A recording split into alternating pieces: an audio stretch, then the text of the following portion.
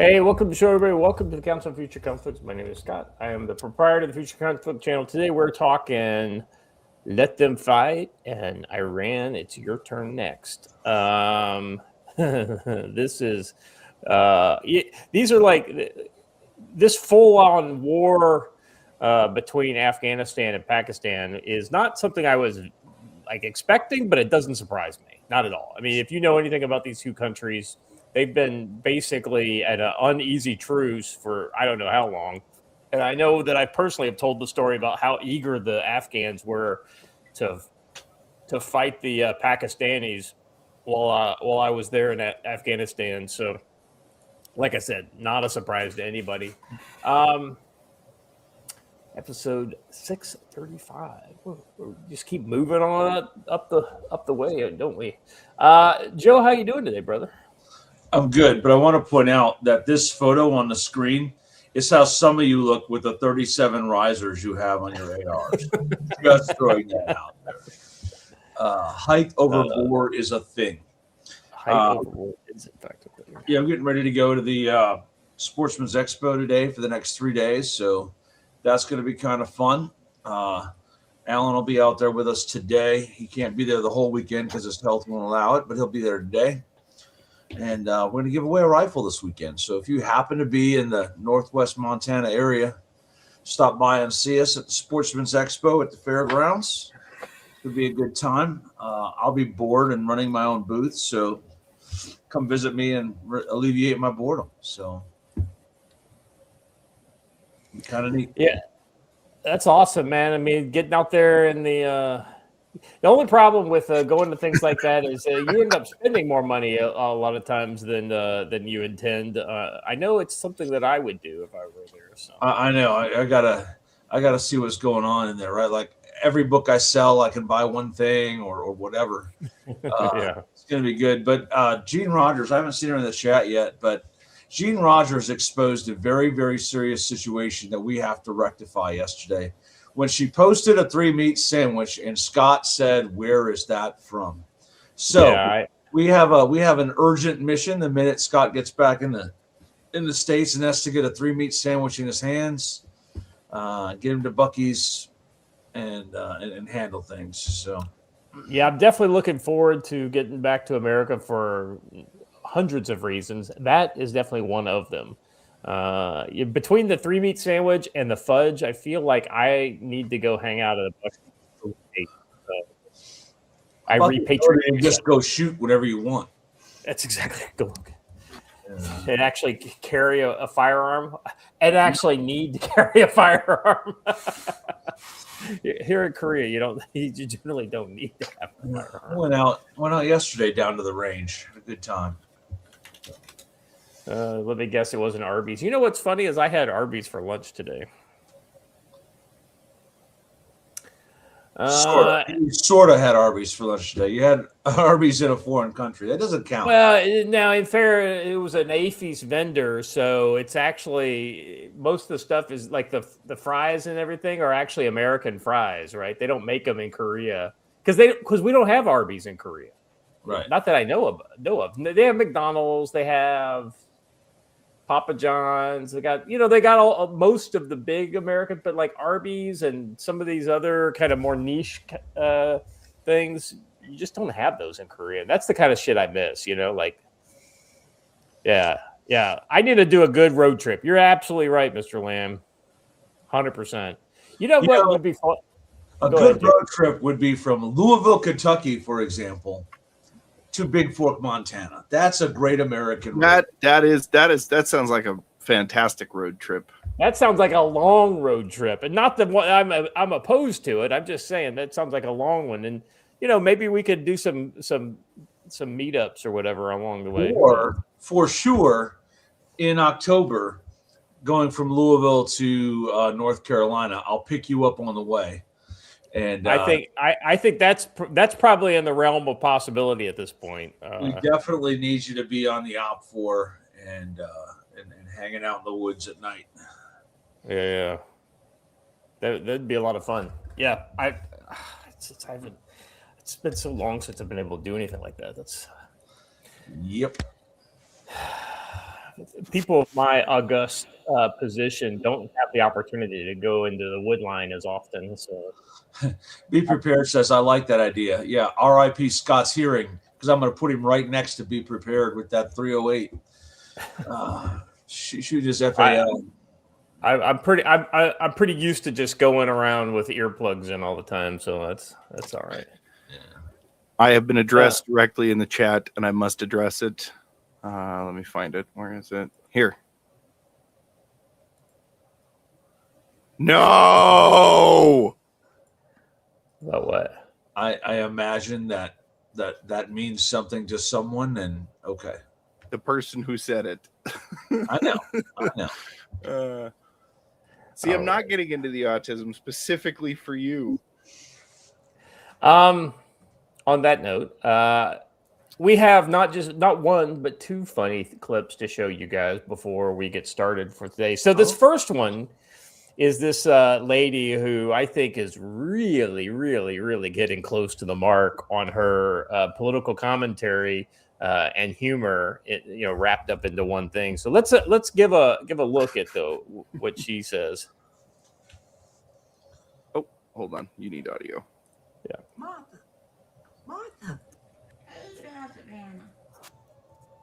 Did you hear what happened? What happened, child? Mm-hmm. Say we got somebody else that's gonna be on our side. I do declare. He got a strong name, powerful name. His name Gavin Newsom. That's right. He was talking to a bunch of niggers the other day, and he said he just like us. He can't read nor write either. That's what he said. Mm-hmm. And if he gets in there, we might have somebody that can do more things for us. We might get us a big house. If you what you say is. Now, is it that good for you? You talk like that. Overseer Obama might hear you. And you know he's gonna want us to have the things that the rest of the overseers have. If you go around there and tell Big Massa what he heard you say, then, if they don't like what you say, they got a way of making sure don't nobody hear you no more. I know it. You got to be careful. Now, Martha, you get on away from around here with that kind of foolish talk. Now, go on, now get. I love you here, but you just can't say stuff like that. Not around me. Come around the back later after the sun and sit all the way, and we can talk more about it. All right. Love you, damn. I love you here. All right, child. Yes, indeed. Go down, Moses. Way down in Egypt land. Hello, Pharaoh.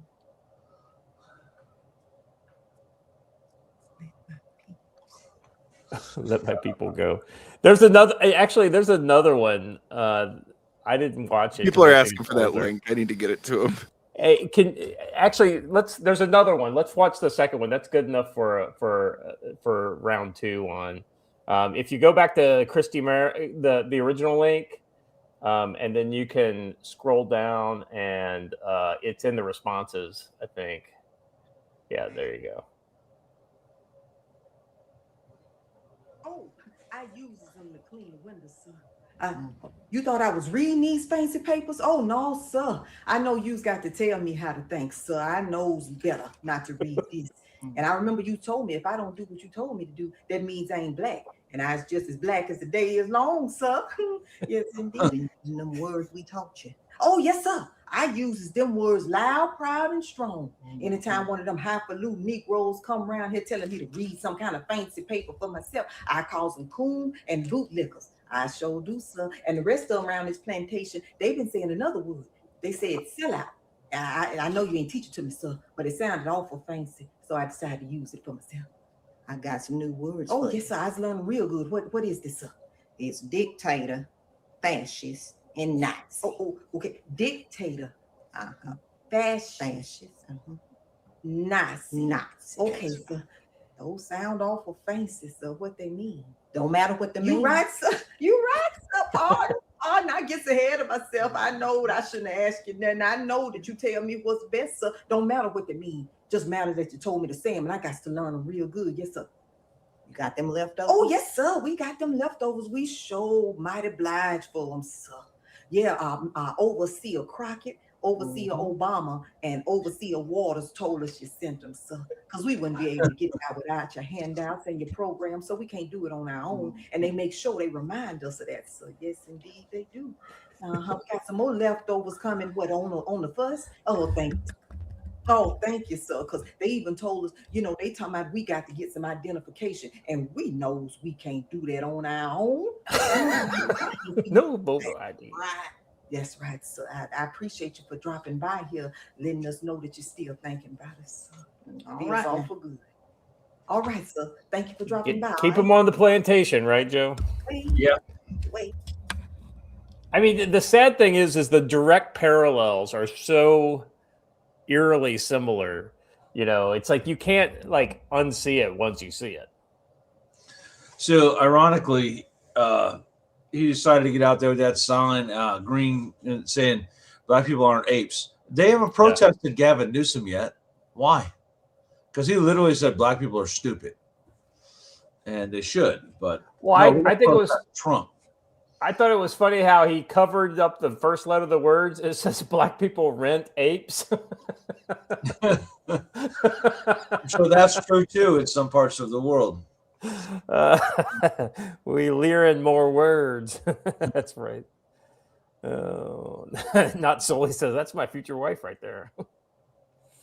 All right, so let's look at this next. Sorry, I was Speaking muted. Here it is. That's who that is. Yeah, that's her account. Yep. Posted in YouTube chat. If you want it over on Rumble, I'll give it to you too. But Very good. KibiNet. All right. Yeah, that was super funny. And this is good too. Now we like to kind of like cherry pick some of the best of the AI stuff that we see. And I felt like this was worth a view. Highbrow, not a chance, but definitely funny. Are you threatening me? You do not want to face the wrath of my bunghole. Oh yeah.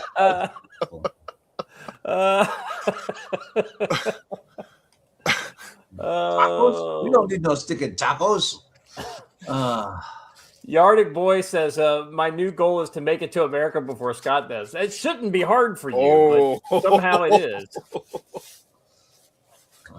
Gauntlet thrown. I know, right? All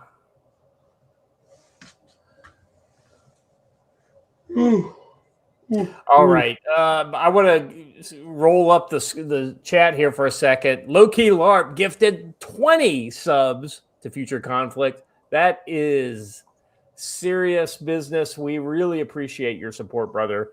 That is no joke. That's $100. So thank you very much for that support. If you are in the YouTube chat and you do not have a membership over here, there are probably at least 15. Let's see. I could see 1, 2, just 2 given out so far.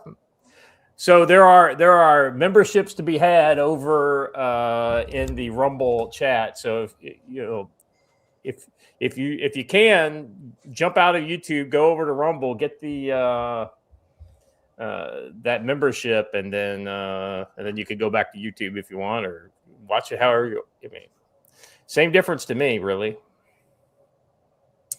All right, gentlemen. Anything else we need to talk about before we jump into the odds and ends for today? Negative. Let's get all cracking. right. Let's do it. Crack-a-lackin'. All right. So earlier we had talked about like the Chinese basically using our birthright citizenship rules against us to create these, basically U.S. citizens that they are completely indoctrinated in China. And it's gone like further. So I thought that this report was pretty comprehensive. There was some stuff that I had not caught in the previous reports. So I thought it was worth just kind of going over again.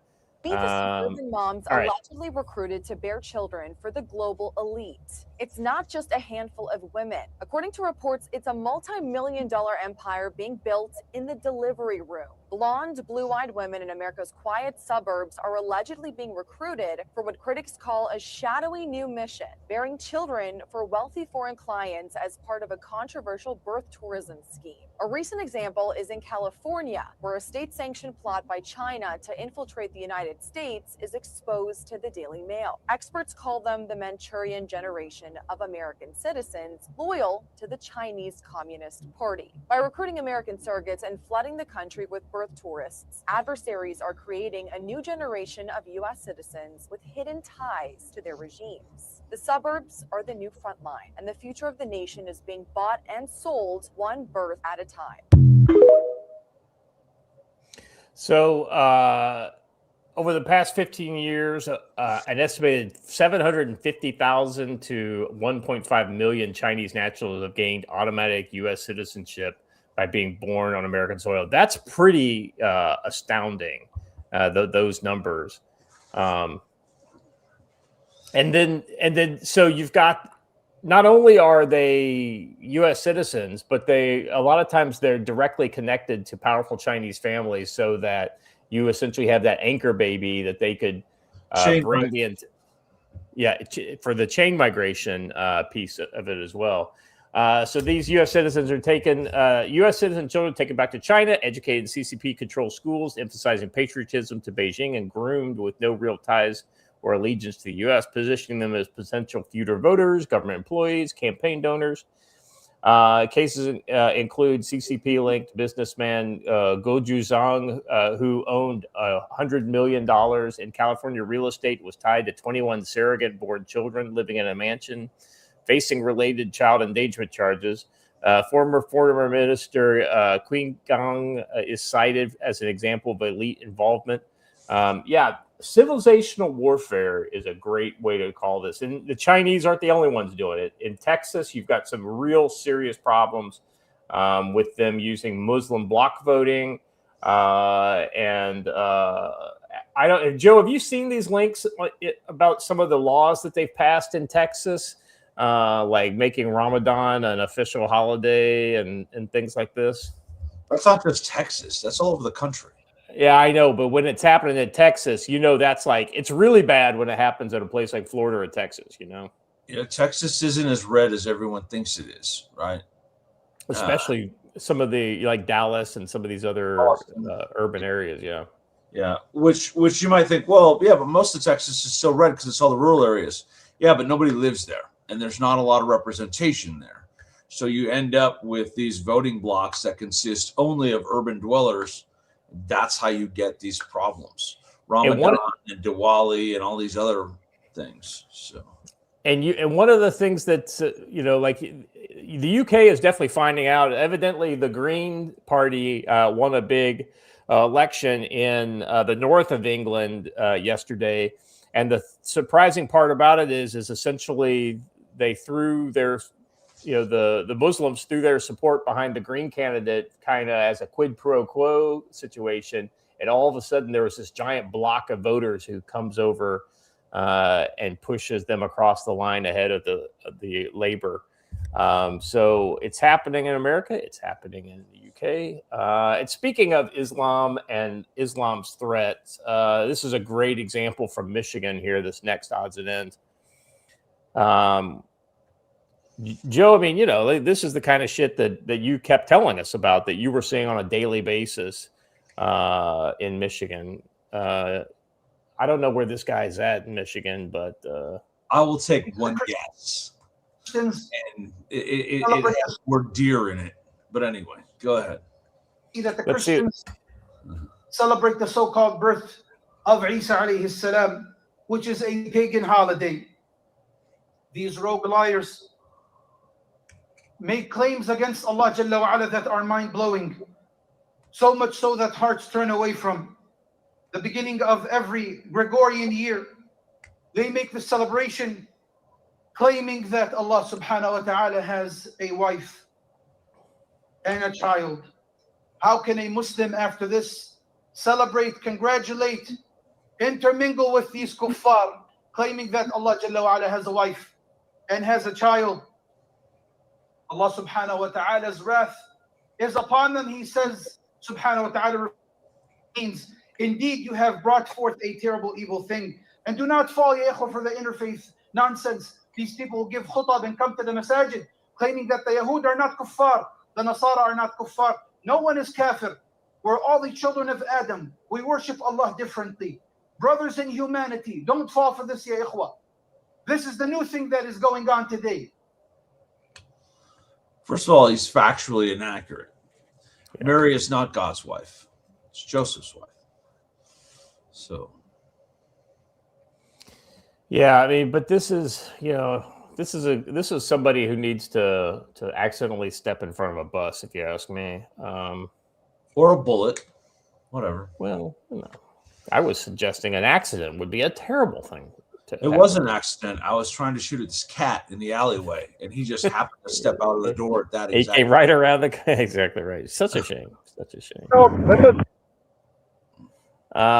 Yeah, that's. I mean, Joey. I think this is not something that's uncommon. You've got.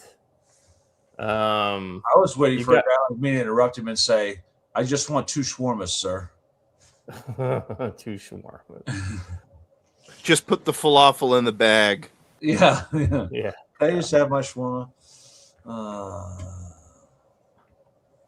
Well, Squishy Hunter, I gotta echo what you're saying here. Islam is fake. The prophet is false. Christ is king, and king reigns. Yes. What's funny is they always try to, if you deal with them long enough, they always bring up Jesus. Like, oh, but we believe in Jesus. No, you don't. You believe Jesus was a person. You say, well, who was Jesus?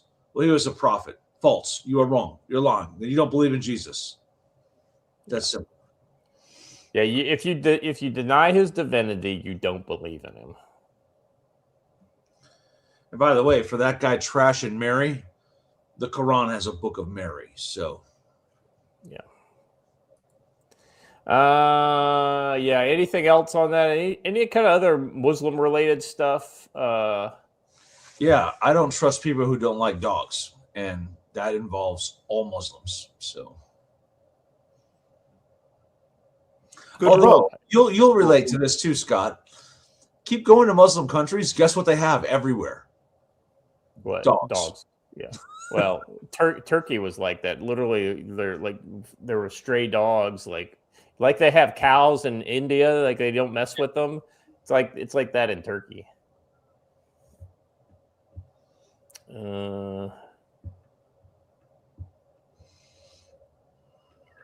Sorry, there's all kinds of fucking new video and imagery popping up about the whole Pakistan, Afghanistan thing. So.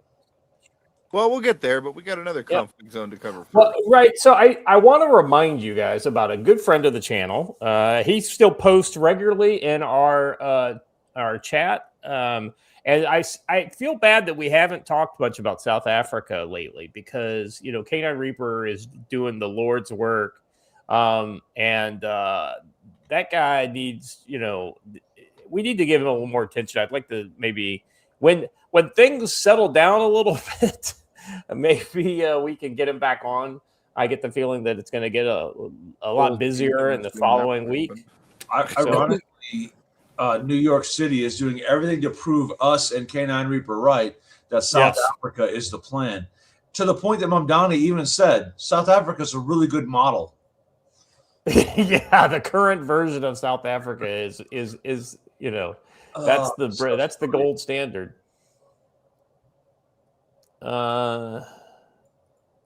Let's look at what the current version of Africa is, shall we? Yeah, so this is the current state. So what you got here is a cash in transit heist. But what you're listening to in the background of the video is actual intercepts of the guys involved. So this is a live radio interception of what an active cash in transit sounds like in South Africa. So let's looks give like a listen. Canadian monopoly. Stand by, Soldier Senior. Let us proceed with question control.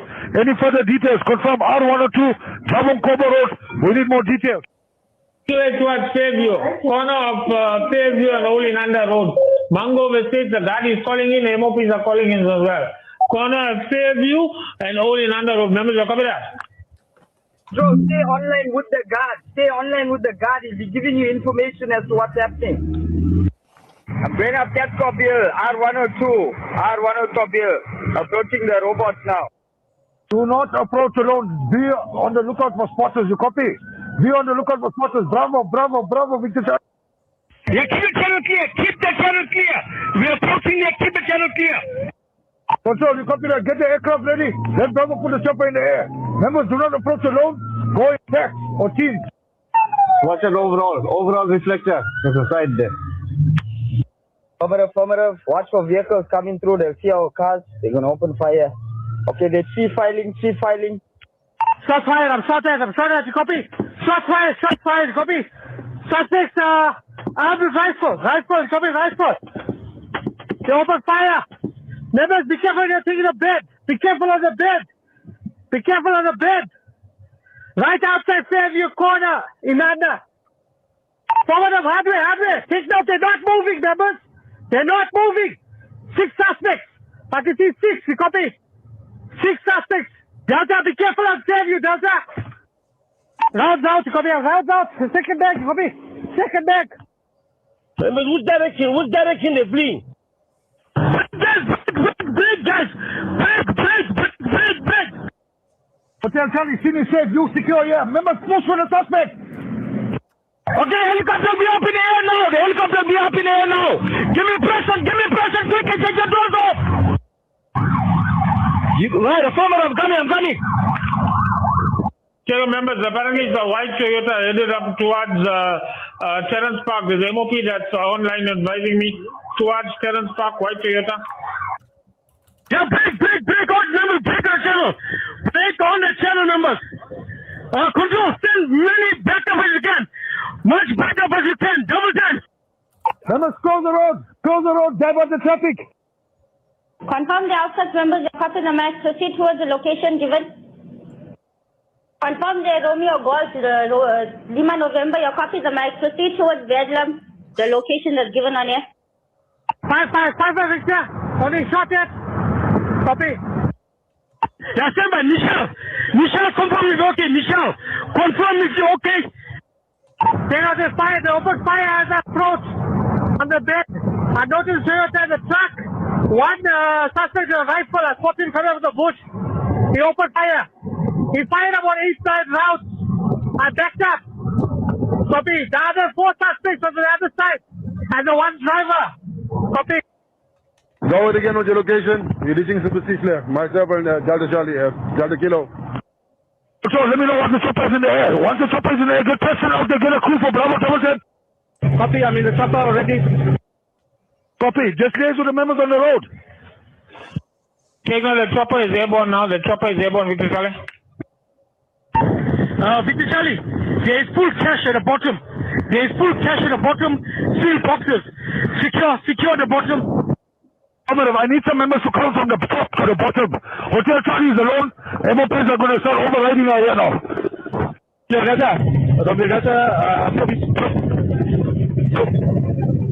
All members to contact the scene as per the Bravo. Whiskey, confirm you return fire. Power up. 70 copy. Call that number, my battery just went low. Call that number and give me directions on the radio quickly. Suddenly, one of the armed robbers threw something in the bush or left something in the bush. They're not sure what it is. McCullough. I'm going to fly over there now. Just find out what's happening there and let me know. Give me directions. High caliber rifle recovered in the bush here. Where the helicopter past McCullough, you see us on the left here. A high caliber weapon recovered here. Also phone deny copy. Copy, confirm how many rifles found there, members? So anything but orderly during a real gunfight, kind of troops in contact kind of situation. So a couple of key points here. One, always talk across your microphone, not into it. That staticky sound you get is when you talk into the mic and the air hits the microphone and causes that noise. And 2, don't yell on the radio. Take a deep breath, then say what you need to say, then get off the radio. One guy kept asking anyone if they copied, but he never let go of the microphone. If you don't let go of the microphone, you can't hear the other people talking to you. But it also brings up a funny point. Earlier this week during our Tactical Wisdom Bible Study. When we were all going over the verse in question, Patrick read a version from the Pidgin English Bible. And for some reason, this video just made me think of that. Yeah, what was interesting, Joe, is that when the shit hits the fan, they have to default to English because of the multiple languages being used in South Africa. That's a real problem in multicultural areas. Because I remember once, many years ago, we were eating dinner at a restaurant in Dearborn, a Chinese restaurant in Dearborn, owned by a great Chinese family that we knew for years. And they got robbed while we were in there. And you know me, I tear out of my seat and take off running after the person who did it. And as I did so, I called 911, and the Dearborn dispatcher was like, they knew me from my other employment. And they're like, oh, thank God you were there, because the woman is screaming in Chinese on the 911 line, and we have no idea what she's saying.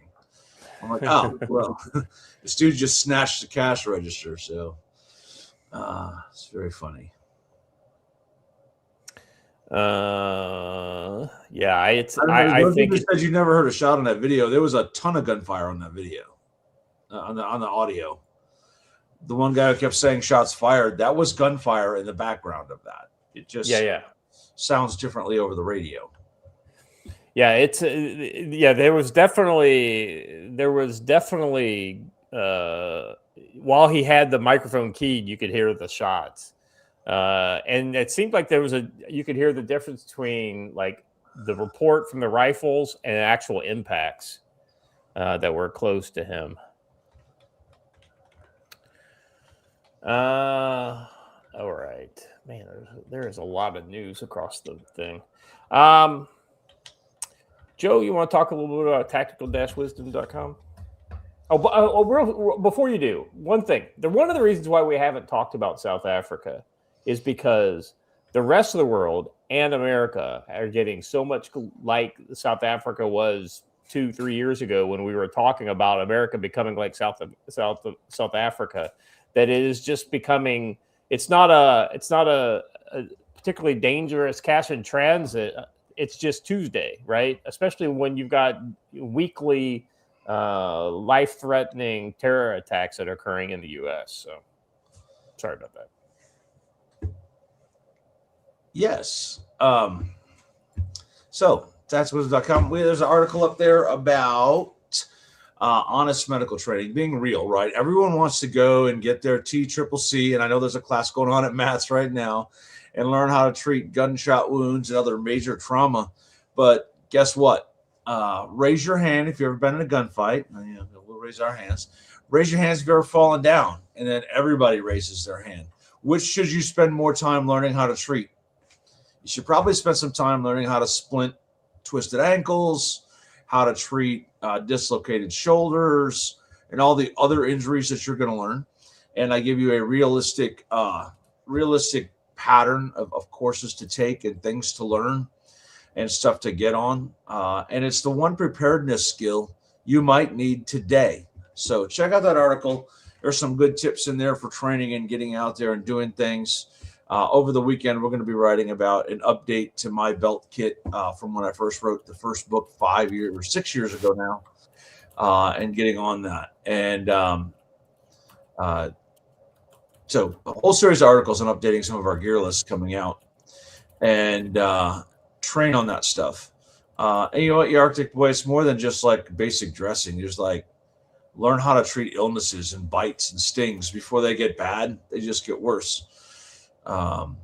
So check that out.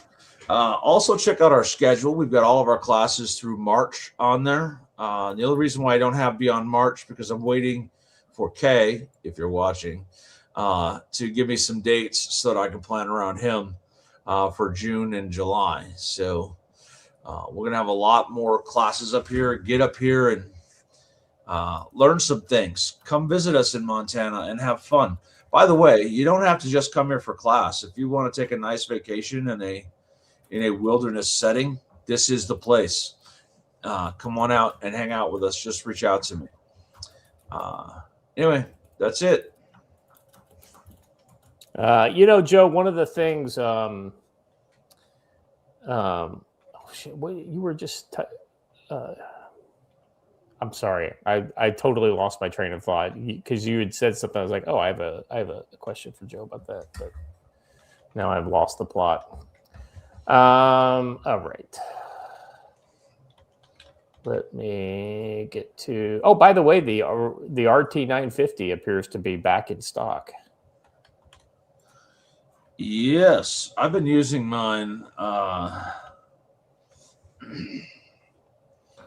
It's a great radio. Great little radio.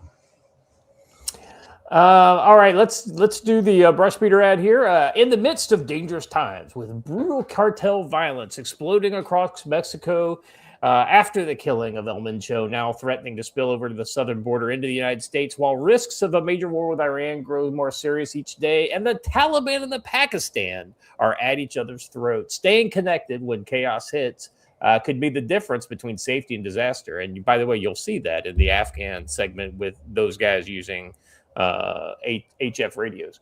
When cell networks fail, threats close in. Real communications are everything. Brushbeater Store brings you the Radtel RT950 Pro, a high-performance handheld radio featuring a built-in spectrum analyzer, multiband coverage, including CB, ham, GPS, and powerful transmission. It lets you monitor signals, detect danger early, and keep your group coordinated when everything else goes dark. Get the Radtel RT950 Pro and build your net at brushbeater.store/collection/handheld-radio-HT. Use code CSC10 for 5% off all radios, accessories, and courses. Orders over $100 shipped for free.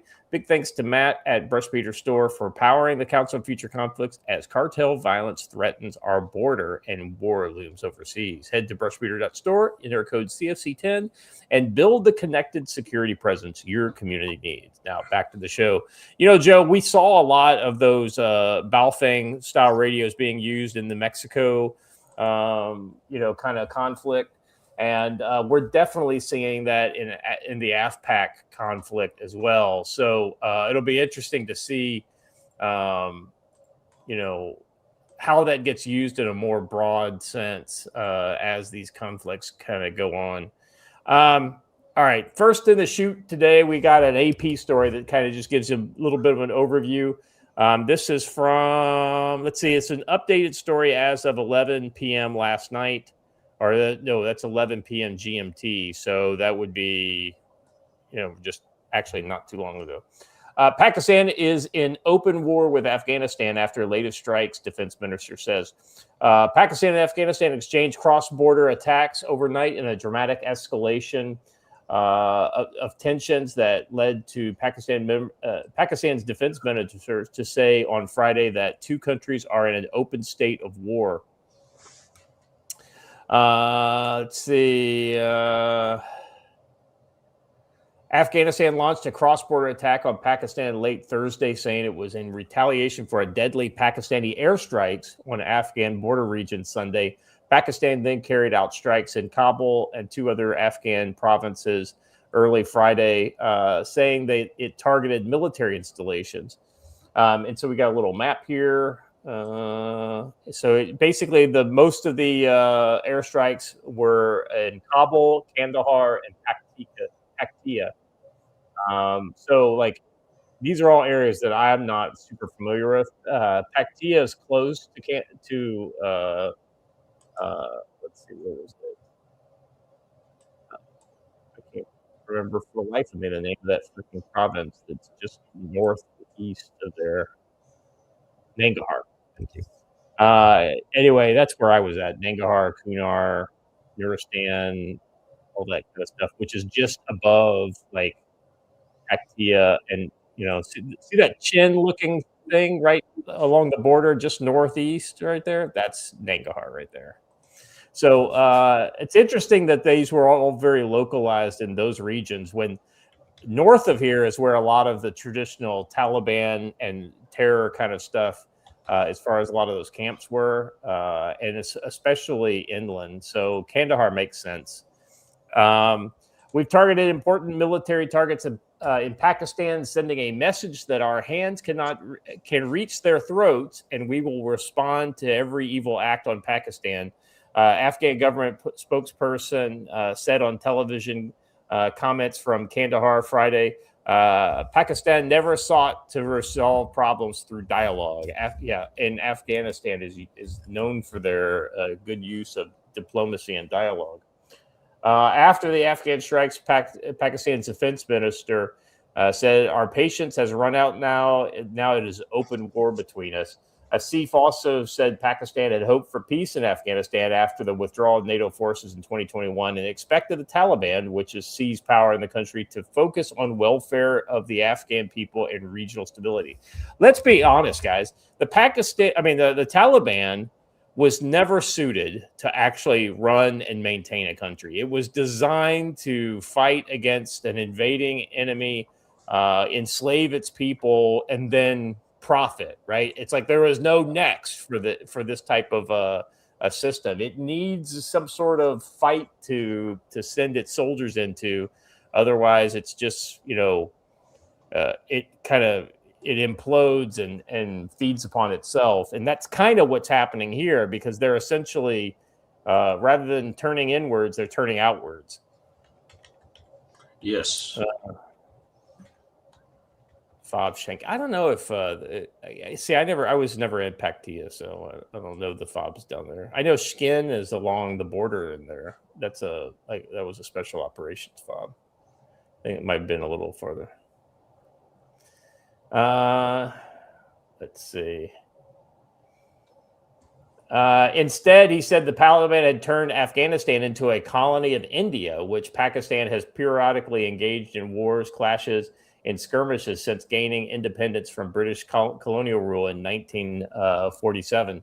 India's ties with Afghanistan have improved recently with offers of enhanced bilateral trade to the annoyance of Islamabad. That's the capital of Pakistan. I'm going to go out on a limb here and say that boy's not a local laying in the hospital bed. But yeah, I'll be honest with you, Joe. I was really shocked at how many totally Caucasian looking people I saw. Those are Tajiks and Uzbeks. Those guys. The lore was, because I never got to interrogate any of these people, and I couldn't. I had no idea what language they were speaking, and the area I was in didn't have a lot of Tajiks and Uzbeks in it, but was that a lot of them are both British and Russian kind of war children. Yeah.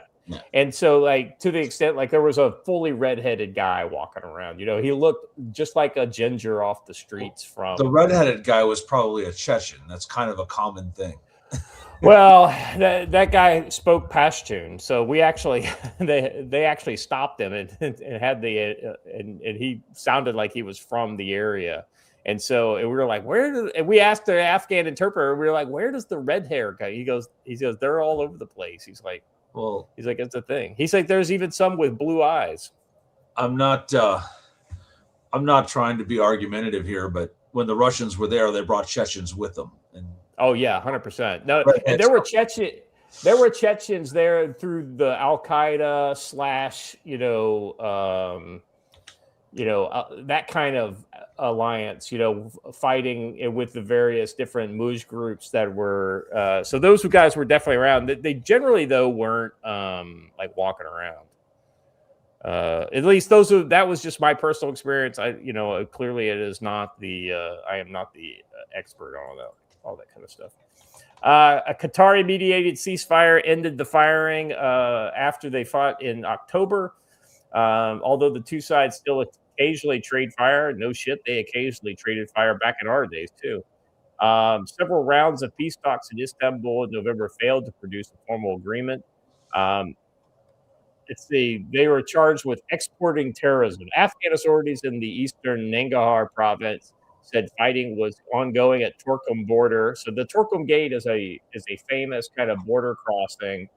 Made famous by Rudyard Kipling's, in his writings back in the day.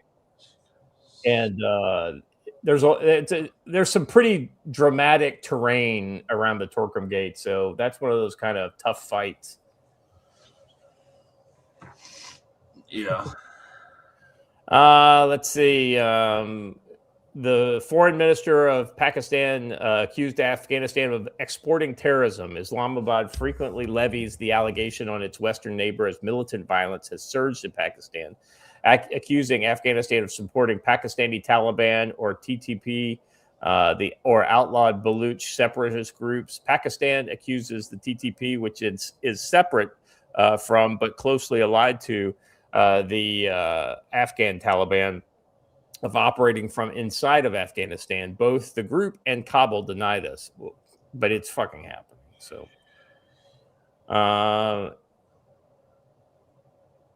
let's see. Pakistan Army spokesperson said that Pakistani air and ground forces killed at least 274 members of Afghan forces and affiliated militants, wounding more than 400, while 12 Pakistan soldiers are killed and 27 others were wounded.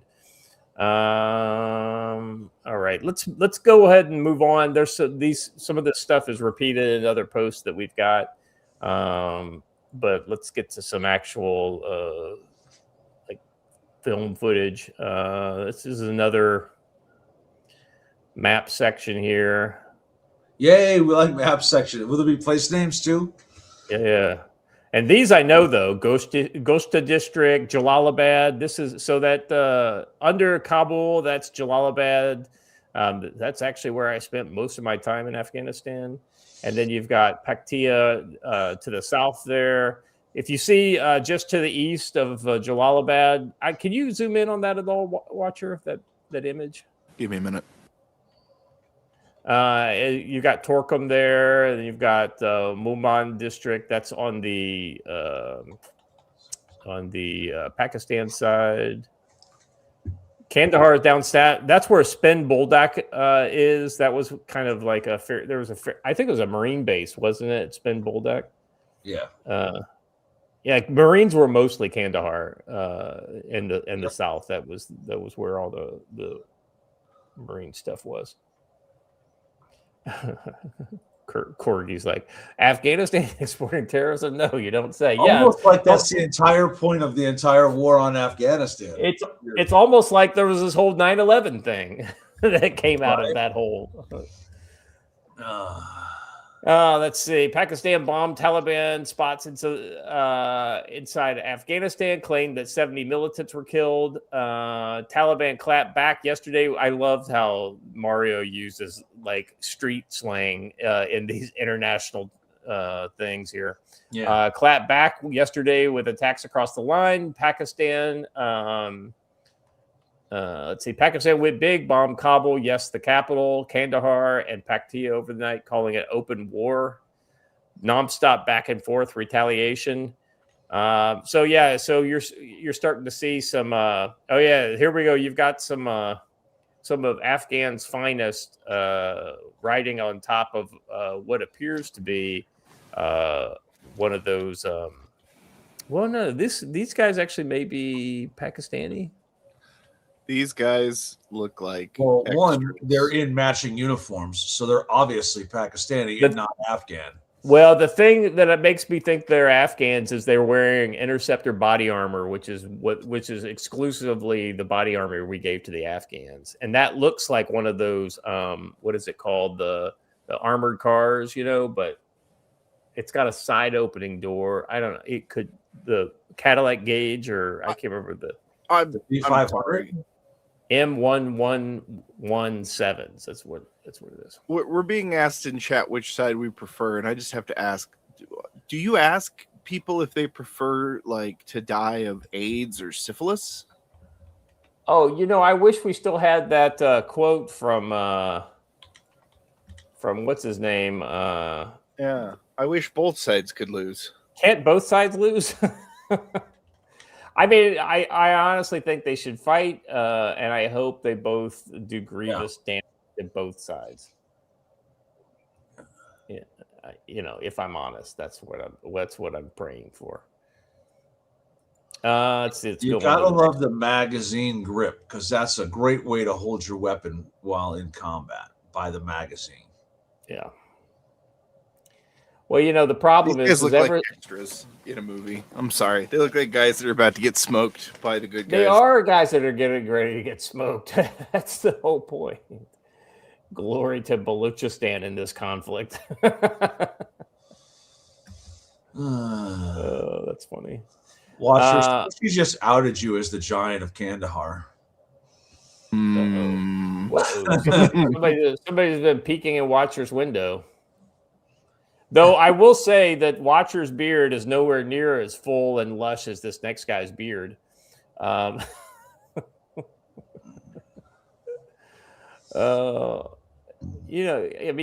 kind of jealous of this. Wow.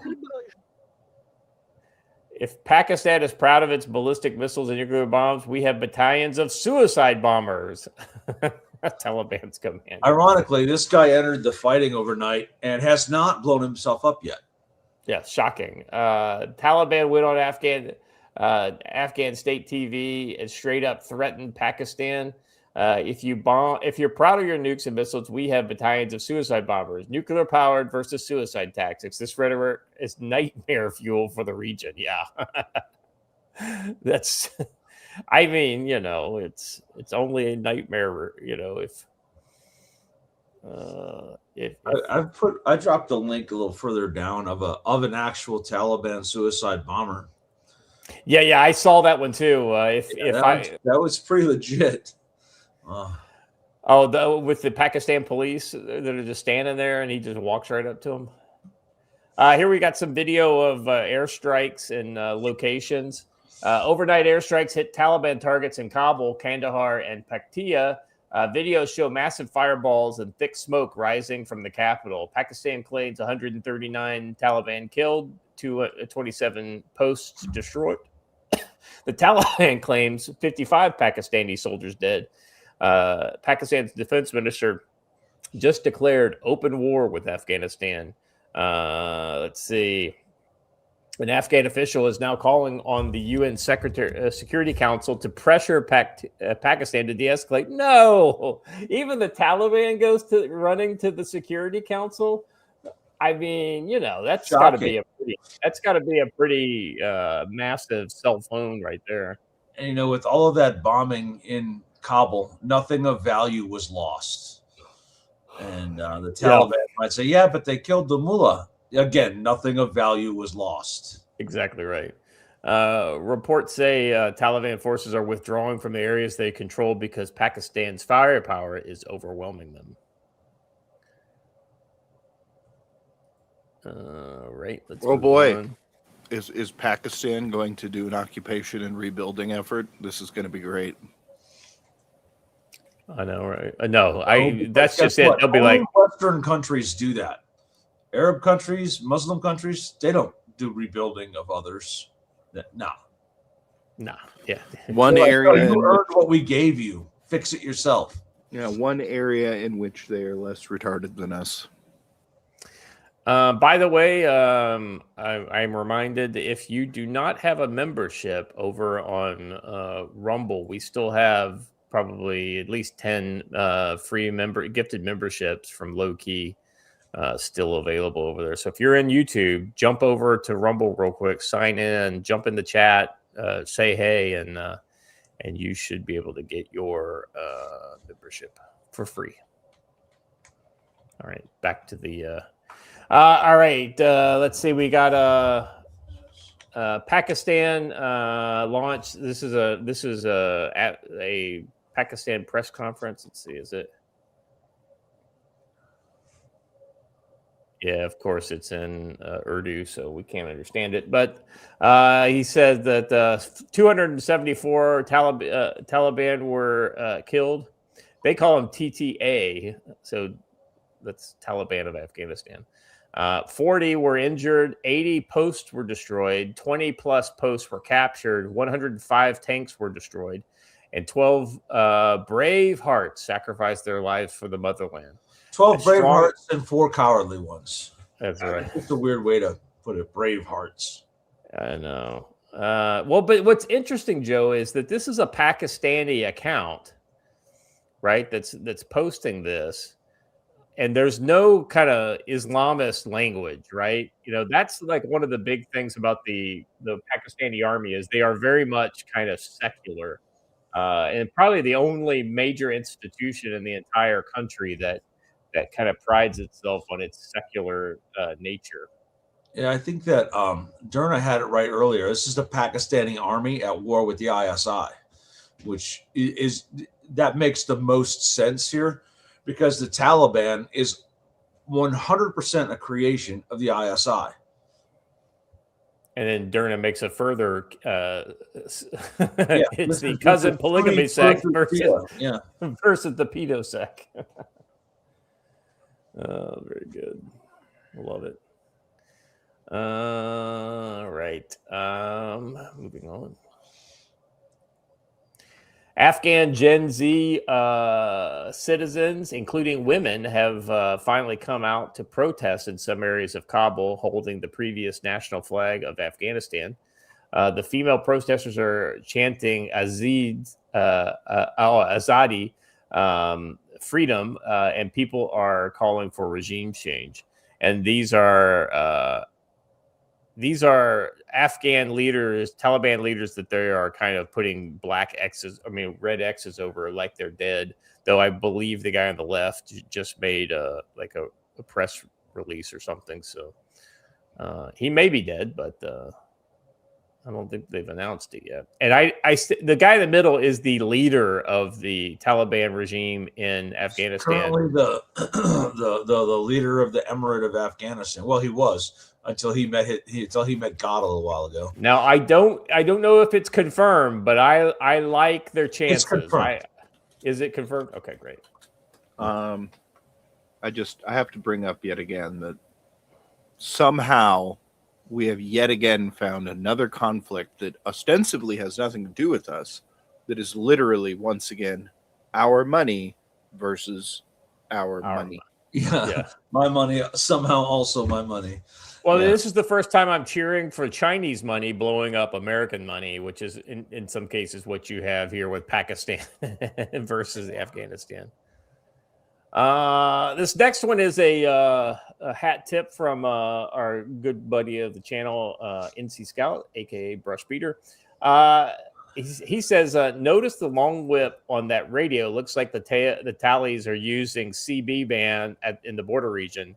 This is absolutely something that they've always been very good about is using FM radio or HF radio. Because like our tactical radios, absolutely. If it went around the corner into another canyon, we couldn't talk to people. Like we had to have line of sight with the UHF stuff that we had. Yeah. But their RF stuff would bounce off the canyon walls and go around the corner, and so it just had way better kind of local range. Yeah. So HF and CB being HF that acts like VHF tends to follow the curvature of the earth more and follow terrain features more. So it does pretty darn good. CB is particularly suited for the mountains. So I just have to say something before we move on, which is we were commenting on the CB bit. Let's talk about what he's saying here, apparently, which is this is the commander stating that while Pakistan might have an air force and nuclear weapons and ballistic missiles, the Taliban has battalions of dumbasses ready to blow themselves up. Yeah, same guy. I like Squishy's comment. Do they call their frequency the Taliban?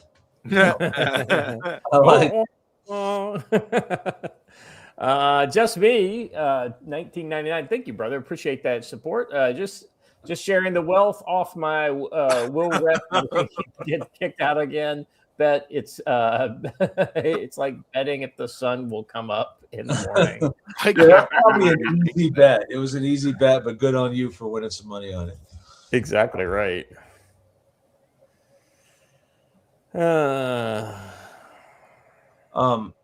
helicopters tours. Temperatures doesn't affect HF that much. Solar radiation will, but mostly at night.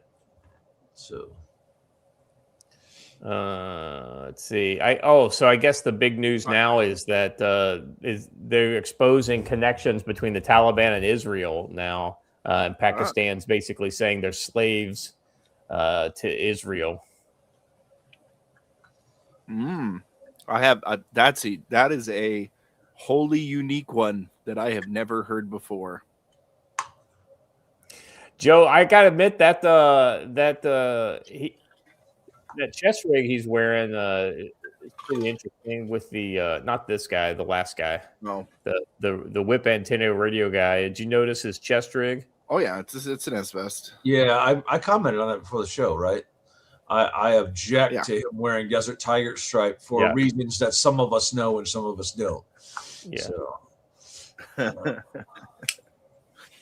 I want to say about this next one, but when did they start importing metrosexuals? Did we leave some of those behind? So this next one is very interesting. This guy was clearly one of those bachi boys when he was younger, because he still likes to wear the black eyeliner. Either that or he's a goth. He's a Taliban goth. I can't figure out which. Breaking, Taliban military officials now openly urging the TTP to carry out suicide bombings in Punjab and Lahore. Interesting. I like how you say was Bachi like he hasn't stopped. Oh, that's true. No, he just switched from catching to pitching, I think, probably. That's the way it is. Not a receiver. Yeah. Let's see. Breaking. Oh no. Let's see. He's the lead singer of My Taliban Romance. Y'all are on fire. If y'all do not use the Rumble chat, I mean, you're really missing out. You're really missing out. All right. The next one is, I think, your link here. This is an account called Hamas Atrocities. A terrorist casually walking up to policemen and detonating himself. Jihadists don't hesitate. They're not afraid. They don't sweat. This is in Punjab province, Pakistan. Top reacted way too slow. You see him start to back away, but yeah. Last mistake he ever made. This is a TTP affiliated suicide bomber walks up to a group of Pakistani police officers and explodes. Listen, suicide bombers is why you need to practice headshots to the tee box. Yeah. You need instant flaccid paralysis to save your life. Let's also talk about ranging meters and not letting people just walk past them. Don't just let people back up to you. I'm sorry. I checked out that account and some of its other posts. This is one of the funnier AI things I've seen in a while. All right, add that. Here we go. Watch this, Joe. This is some deft work here by our Iranian buddies.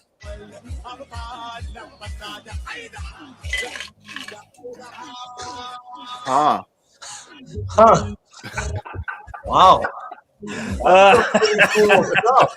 That's how that works, huh?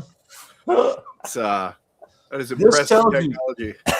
This is how you know they have no advanced weapon systems for real, because they think that's how it works. Oh my god! Like their own video of their own thing shooting down the American stealth bomber. Oh my god! System doesn't work that way. Oh my god! Oh wow! You're right. I'm sorry. Listen, I know we are really slacking, but we will get there. We will get there. We have to make fun of Canada. We'll find a tie-in. It's got to come naturally. Yeah, that's right. What are we getting upset at Canada about today for exactly? I mean, I can't think of anything off the top of my head. Well, I mean, here's as long as we're making fun of Canada, here's a fun thought. You know, Canada could save themselves a lot of money and solve their military problem if they just, got rid of MAID and embraced S-vests. You know what I'm saying? Oh my god! Right? You know what's funny about the whole Canada losing the gold medal thing is 24 hours before that, they were the absolute worst people in the world about Americans. And now like, oh, you guys are ungracious. Y'all were monsters. I know. They were really, really pissy. The Canadians are really salty. All they had to do was say, hey, good game. Nice job. We'll get you next time. But no. Look at how fucking out of shape this guy is. All right, so I'm sorry, we did deride it. We have officially derailed into Canada. Oh, Brotherhood Custom Rifles. Canada took it in Djibouti. Well done. Look at this, Pierre Polivar. This guy, I used to have some respect for him because he had some pretty. But man, he is just, he's going way down. There is zero chance Canada will ever become part of the United States. Who's talking about that? Nobody's talking about it. We're talking about maybe Alberta joining the U.S. or something like that. But it wouldn't be Canada anymore then. That's right. But neither will we replace our relationship with the American people, our closest neighbor in Beijing, Beijing customer, and with a new world order led by Beijing. Well, you need to talk to your buddy there in Calgary and figure that one out. There are no partnerships on stolen land. He didn't make a land acknowledgement, so whatever he said is irrelevant.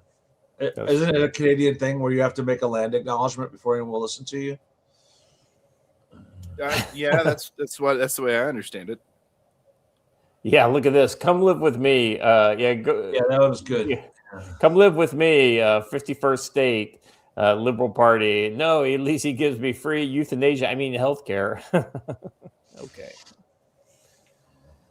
Oh boy, poor Canada.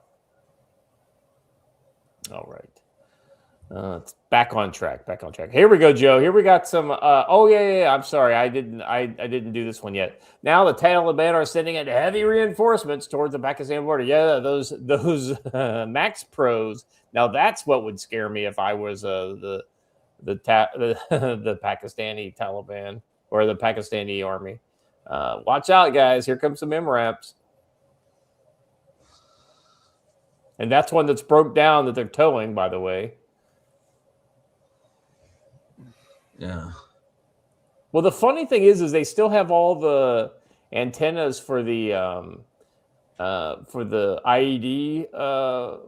Jammers on there, but they don't have any of the stuff to program those radios. But also, what IEDs do they need to blow up now? They're the ones who are laying them all. Well, here's the thing. I don't think that they have the technical know-how to take that stuff off. Yeah. Right? No, look. So just leave them on. They think it goes there. It's the same, like a lot of people have been talking about, like, oh, all this advanced weaponry left them. Every indication I've seen says that almost anything that needed maintenance has had its seals rotted away and does not work anymore. That's why I was shocked when I heard that the Afghan Air Force actually sortied out of their own country and did something. Yeah. Let's see what we got here. Okay, so Joe, you're gonna like this next one.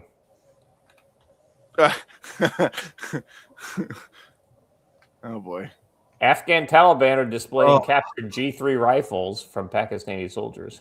Listen, if he wants to get rid of that, I can offer him cold hard cash.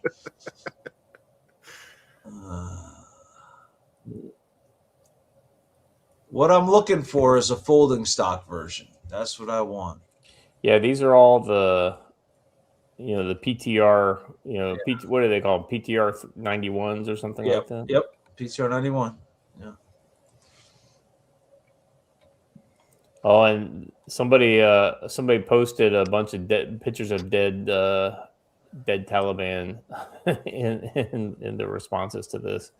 There's a lot of dead Taliban up there, but what are you gonna do? So speaking of that sortie. Yeah, speaking of the Afghan Air Force, Afghan Air Force carried out airstrikes against Pakistani military targets in Islamabad, including a military camp. They all look like very small drones. Yeah. This is in Abbottabad, according to Ariana News, and it does not look like it was well targeted. Well, I bet these were basically like Shaheed style kind of, and I don't mean like copies of the Shaheed, but that size of, fly it in this direction and it basically falls.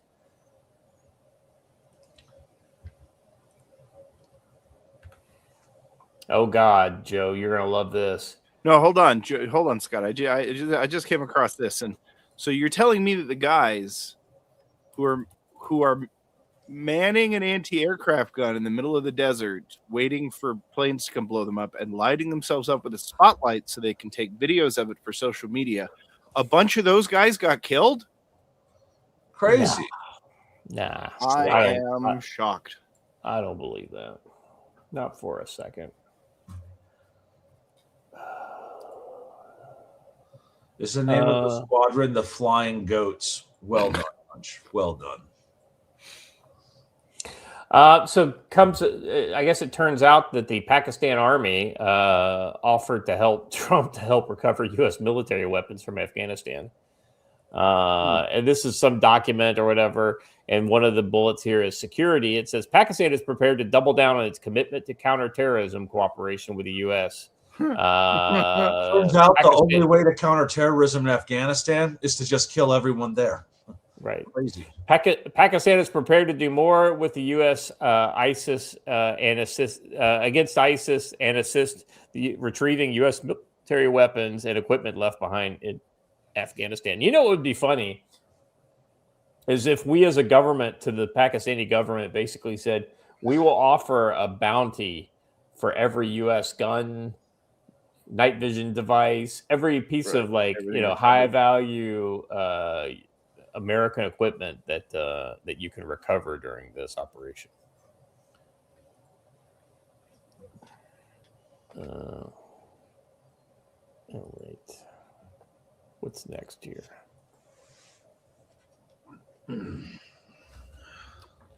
All right. Oh, boys. Better watch out. Here's the Afghan military parade before all this, just to kind of show who you don't know who the fuck you're dealing with, Pakistan. They already got their white flags up, ready to surrender. It's unnatural to walk without swinging your arms. I'm just saying that. So weird.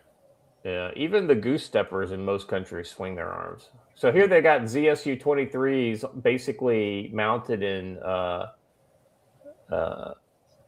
Navstar cargo trucks. I don't think those are ZSU 23s. There's only two. Yeah, it's ZSU 23 X2 or /2, right? The ZSU 23/4 is the 4-barrel one, right? Huh. Isn't that how that works? I guess so. I just noticed something about these uniforms. Yes. Either half these soldiers are on light duty or sneakers are official uniform. Oh, yeah, 100%. That was a thing even back when we were there. The ANA would wear, some of them would wear boots because we were giving them boots. Like these guys have got boots on that are goose stepping, but the rest of the guys all have ones on the sides don't, and then these guys are all sneakered. Yeah, it's weird. And these look like Marine versions of the Interceptor body armor that they're wearing. Yeah.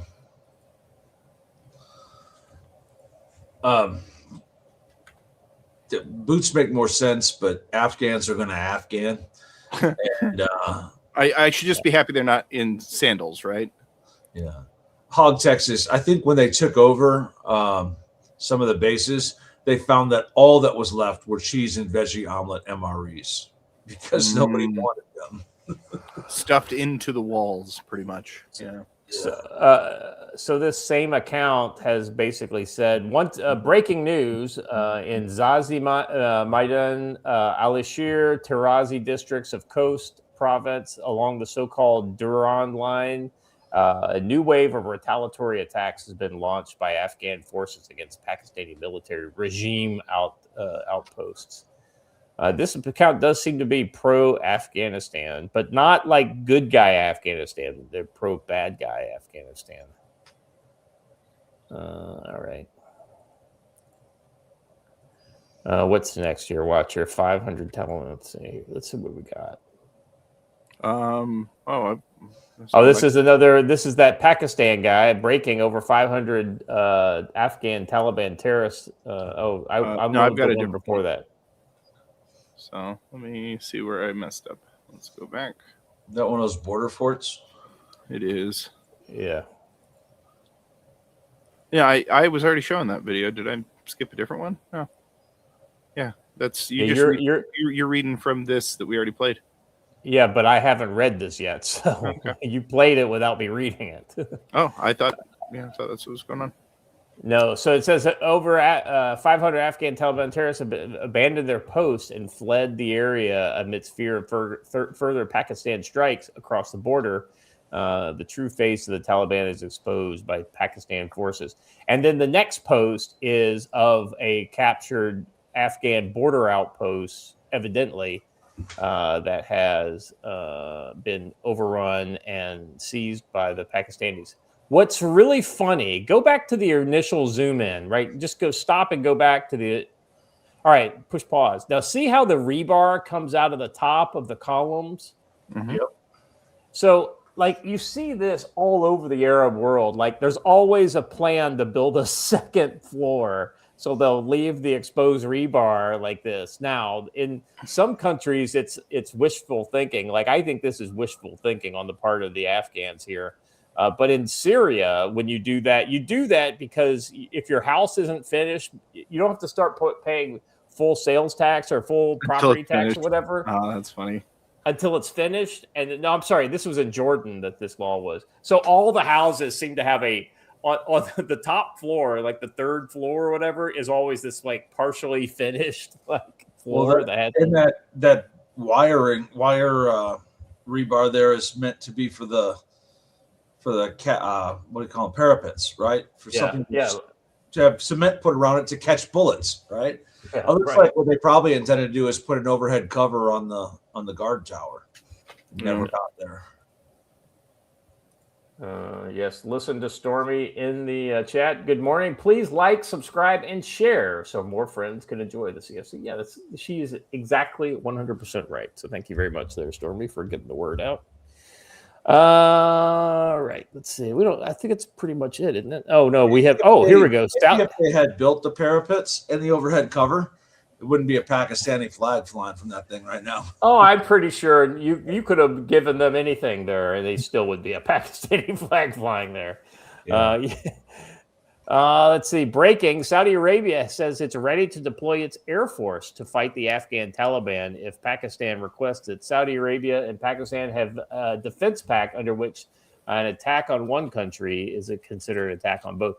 Here's the interesting thing, Joe. I think Saudi Arabia, of many countries, this would be a very easy training thing for them to do, right? Yeah. Like I don't feel like Saudi Arabia would face any blowback from the Taliban at all. No, I think they would be able to pull this off pretty simply. The problem is how do they get there? Well, they'd have to fly around and then into Pakistan, like around Iran and then into Pakistan from the Indian Ocean side. But yeah, it's not what you'd call the most direct route, but it's well within Saudi Arabia. I mean, Saudi Arabia owns tankers too, so it's like they've got a Gucci military. Might as well use it from time to time. Yeah, but it's a long way in order to stay outside of Iranian range to get there. There. And I bet too that they would just forward deploy their fighters into Pakistan, like actually at Pakistani bases and whatnot. Just kind of look at there is I don't know about your guys' feed, but my feed is literally full of content from this. Yeah, if y'all were paying attention to my locals last night, you kind of got a blow by blow as things went down.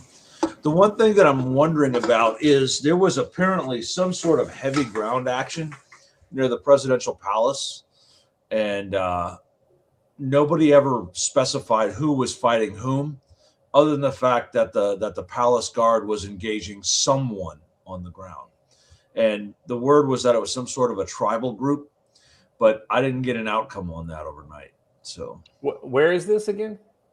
Kabul. Oh, Kabul. Okay. There was actually ground fighting inside Kabul last night, but it was not Pakistanis. So I think when they heard that the mullah was dead, I think one of the tribal groups tried to decide to take power, and sounds like they got beaten. Yeah. Because there's one thing we learned from the Syrian civil war that allegedly ended is that if you take the Capitol building, you win.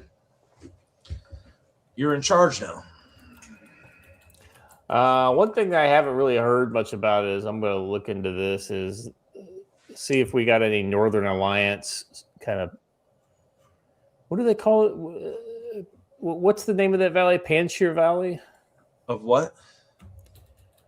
Who? I'm just trying to I'm trying to remember what the anti-Taliban resistance. A lot of the Afghan Northern special Alliance. forces. Yeah, but I don't know that they call themselves that anymore, do they? I don't know. I don't know. All right. Anyway, I was just gonna see if there's any counter propagandists. Oh, NRF. That's what it's called, I guess. Platform.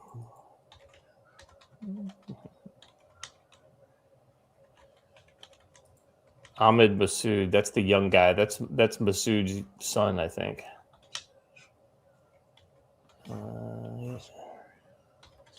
All right. That's really all I got on Afghanistan versus Pakistan. I get the feeling that once Iran pops off, that we will forget this thing even happened because it's essentially Pakistan and the Taliban.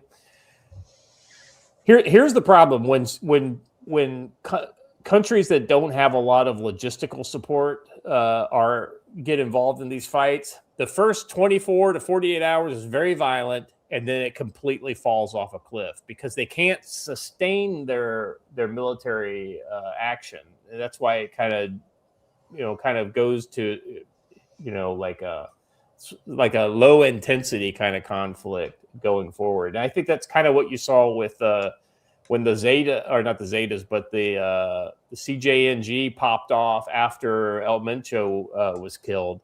They just don't have the staying power to be able to sustain military style long-term conflict. So it's all hit and run, scurry away, find a new target, and hit again next week type thing. So they can't campaign.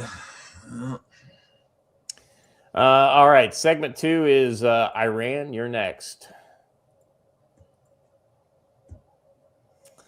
What you got here is a senior. All right, so I think this is a pro-Iranian outlet. So let's see what Let me look just real quick. This is the world's leading news network on Iran. Follow us for fearless journalism, first-hand reports, and accurate, in-depth coverage. All right, so I don't know what the bias here is on this. A senior Iranian cleric said on Friday that the U.S. threats of military action are a political bluff, and that Washington has no choice but to negotiate with Iran. Kazim Nur Mofidi, Friday, prayer leader in Goram in northern Iran, said talk of possible attack is aimed at showing strength and pushing Iran into a weak position. These threats show more a show of power and a political bluff than reality. They have no choice but to negotiate with Iran. He also said the regional opposition to war, Iran's military capabilities and control of the Strait of Hormuz will make an attack unlikely. Control of the Strait of Hormuz is in the hands of the Islamic Republic, where 1/5 of the energy passes, and closing it would raise oil prices to $200 and create severe economic crisis for the United States. I think this guy is also known as the Jim Cramer of Iran. Lance Corporal Veteran for $5 says weapons and ammo can make you look cool and strong until you use them and find out you don't have enough. That's many a gunfight have been started and ended because both sides just ran out of bullets. All right. Yeah. So this guy is basically drinking the Iranian Kool-Aid. Did you hear about the Kurds? The Kurds are all getting unified up north in northern Iran in order to, they found a new war and a potential weakness, right? Well, right. And so the interesting thing here is that they see this as a potential opportunity for them to establish a free Kurdistan. Now, the problem is as soon as they do that, even if they kick the IRGC out of their neighborhood, Turkey's going to come right across the border and fuck them up, because Turkey literally cannot, it can't have any Kurds. And it just goes to show you how fucking malicious Erdogan and the entire, Turkish kind of, ethnic superiority mindset is in that neighborhood. It's time for a NATO dad joke. They hate Kurds, but I wonder how they feel about Way. Anyway, that ammo comment makes a lot of sense too, because Arab soldiers of any stripe are not known for their desire to carry extra magazines of more than what you make them carry. You know what I mean? Yeah. They're not the most ambitious soldiers in the world. I'm just kind of looking for.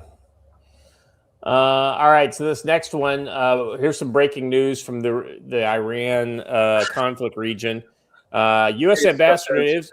They're cocky now. They got the tunnel flying stealth bombers. Oh, very funny. We have a stealth bomber too. Ho ho ho. The U.S. ambassador to Israel urged staff in an email to leave immediately, writing, "You should do so today." The warning came after late night discussions with Huckabee cautioning. By the way, Mike Huckabee is the ambassador to Israel, cautioning that outbound flights can soon be unavailable. This is coming from the New York Times. Let's see if there's anything.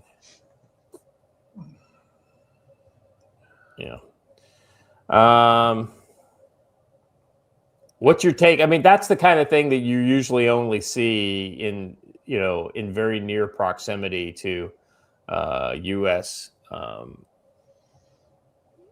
Offensive action, or that makes a big change.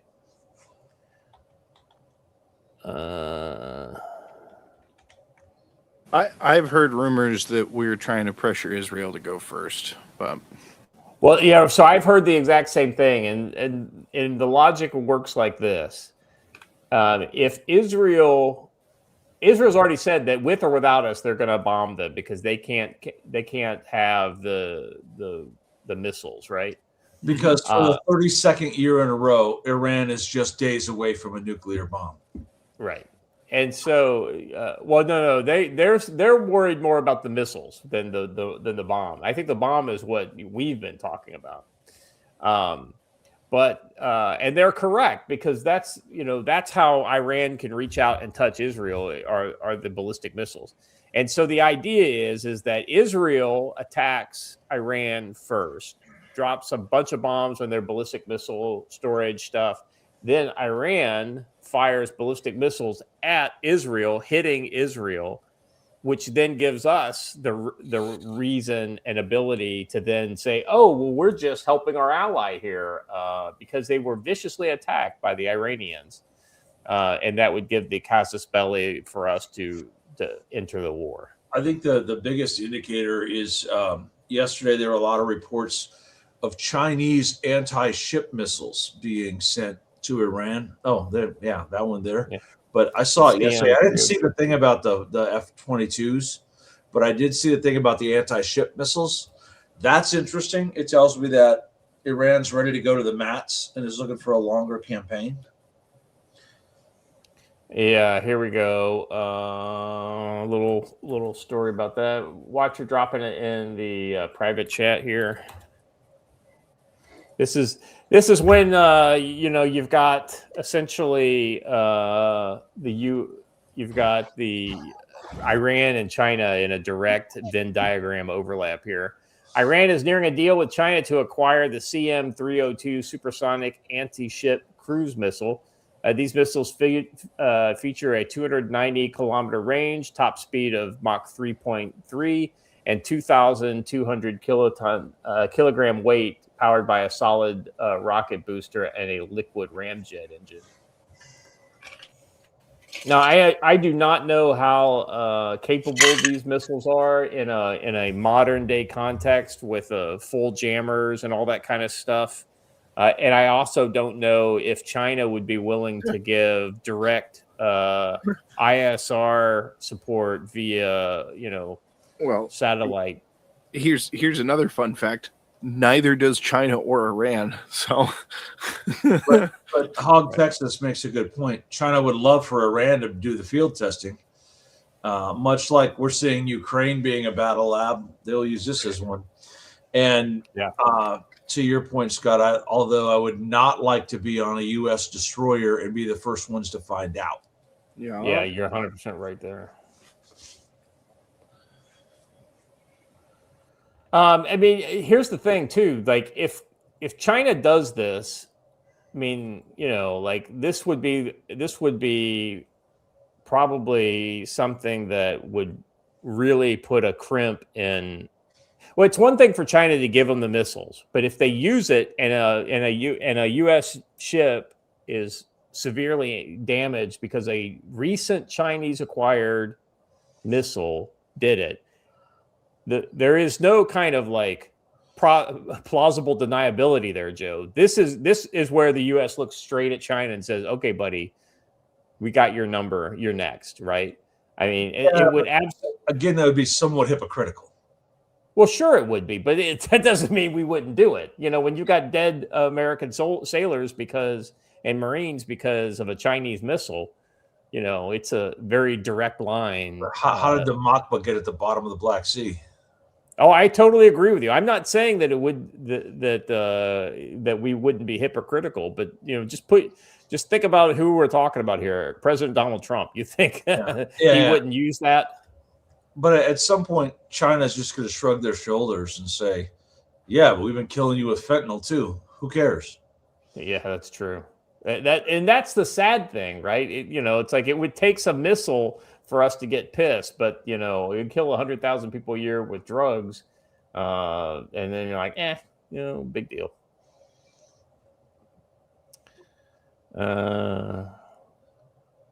Evidently, there's word that potentially a RQ-4 Triton IQ-4N Triton has crashed near Iran. I'm just kind of going through and looking at some of the breaking news. I think Iran is also claiming a victory lap on that, even though we don't know that Iran had anything to do with it. And it may not even be down. It just may have the transponder off, or you know, unless we said it's down, then we don't know for sure that it even is down. I don't know if you guys saw, but we also, just fun note, Constant Phoenix has been circling north of Iran for the last couple days. That's the nuke sniffer. Yeah. Oh, yeah. I don't know though that that's unusual. Mm-hmm. From the tracking, from the data that I was getting, it's like it flies there occasionally. It doesn't usually just circle right there. And the thinking is it's there to get before and after readings to see if we strike their nuclear facilities, how much of it becomes airborne. Let me just say once again, as I do all of the time, it's being tracked there and on tracking sites because we want the world to know it's there. I bet you it's there pretty often and it doesn't have its transponder on. Probably fair. Yeah. All right. Let's see. Here's another. This is from the U.S. Embassy Jerusalem's X account. Department of State authorized the departure of non-emergency U.S. So this is authorized departure is what this is called in the NEO context, right? So you've got authorized departure. What is it? You've got authorized, voluntary departure, authorized departure, ordered departure. Voluntary departure is kind of like, hey, you know, things are happening. If you want to leave, you can, but they won't pay for your ticket. Authorized departure is they'll pay for your ticket. Ordered departure is you will leave and they'll pay for your ticket. Well, somebody said that there is some indication on Telegram that there are helicopters and buses at the embassy being organized. That wouldn't surprise me at all that they've actually got something organized like that. Now that is more akin to an actual NEO versus an ordered departure or authorized departure. But let me just continue reading it. Authorized the departure of non-emergency U.S. government personnel and family members of U.S. government personnel from Mission Israel due to safety risks In response to security incidents and without advance notice, the United States Embassy may further restrict or prohibit U.S. government employees and their family members from traveling to certain areas of Israel, the Old City of Jerusalem, and the West Bank. Persons may wish to consider leaving Israel while commercial flights are available. Very similar to what Ambassador Huckabee sent out. Did we already do the? Oh yeah. Here we go. This is the next one. Joe, I'm using one of your posts here to illustrate this. Iran Military Daily. Iran will be the first country in history to sink an aircraft carrier, which is patently false. The first carrier, and the below the comment, the community comment was, by the way, that's not a real aircraft carrier. If you didn't already notice that, it has no island on it, and it's a little on the fat side.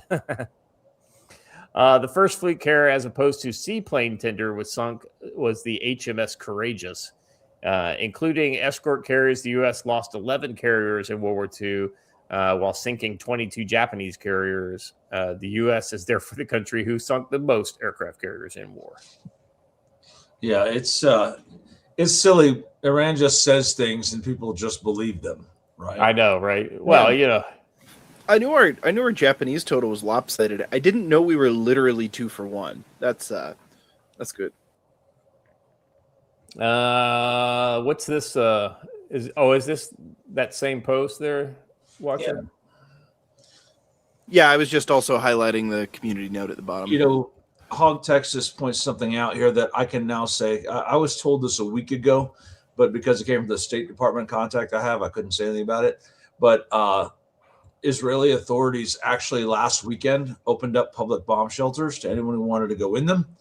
They are now fully open today. And what else was there? Iron Dome air defense system has been spotted near the Knesset. So everyone seems to be getting ready.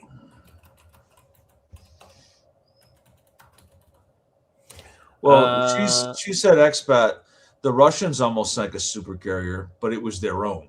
So, in Red Storm Rising, Russia sunk a carrier. So, like in fiction, they've done it.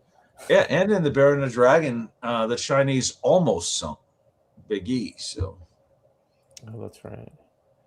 Let's see the next one. All right, this is just an Axios story about and yours is blocked, huh? The Axios has you geo blocked. It wants me to pay. Yeah, it's not geo blocked for me.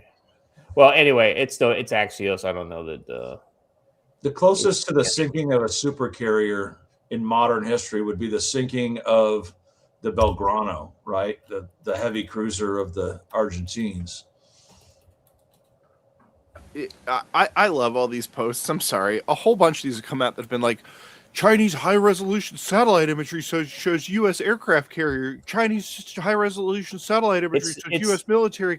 Oh, boy. The Chinese have figured out military technology that we've had since the 1970s.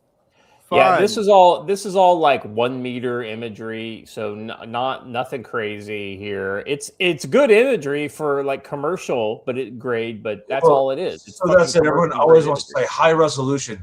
No, standard. This is standard resolution. Right. Yeah. Let's see.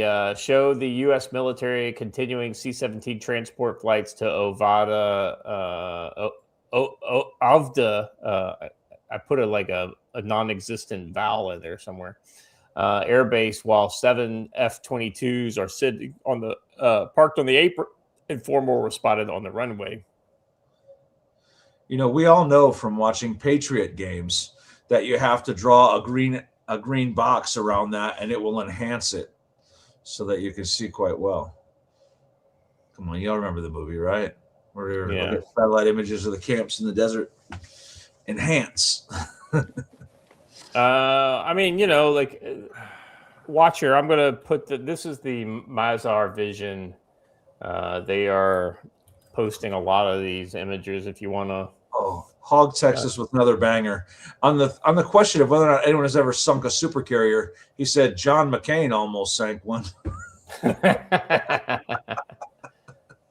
That's a good one. And then Let's got one see. named after him. So fantastic. Although it's allegedly named after his father. Let's see. We got an AWACS, it looks like, on the ground. KC-135.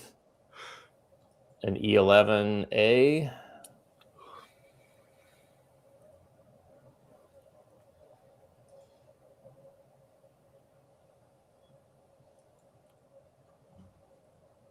That's in Saudi Arabia. Diego Garcia. I'll say that's way too green to be anywhere in the Middle East. No, this one's not Diego Garcia. That last one was. That's that one. This one's U.S. China. Export, Department of Port, China. Greece. Yeah. Yeah, Greece has really stepped up, huh, Joe? Yeah. Yeah. The Greece is proving they're actually an ally, unlike some other allies right across the bay from Greece. So. Yeah, right. Anyway, so a lot of this is just kind of proves there's a lot of U.S. military stuff going on. One of the other notes, Joe, was that all of the ships left in Bahrain, the port, I guess, is in Bahrain or Qatar. I can't remember if it was Qatar or Bahrain, but it basically shows that that we're putting all of our ships out to sea. Which would be a typical kind of thing that you would do prior to the opening of hostilities. Hog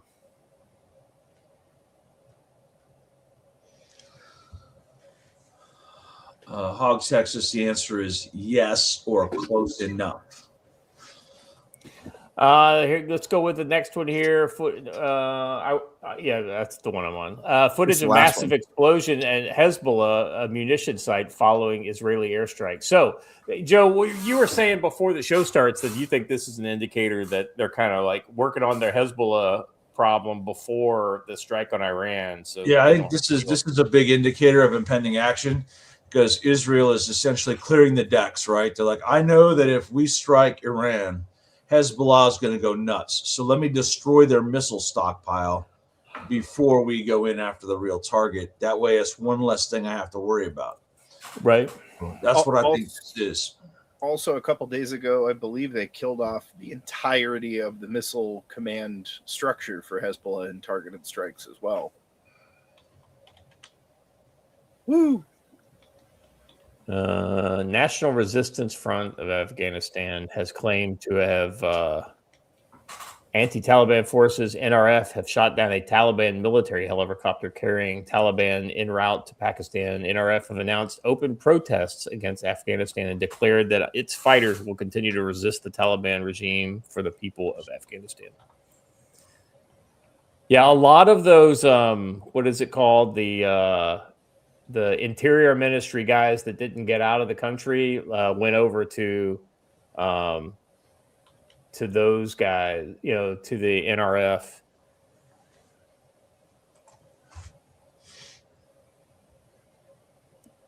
China tells its citizens leave Iran now. Okay, did they get a telegram? Could be.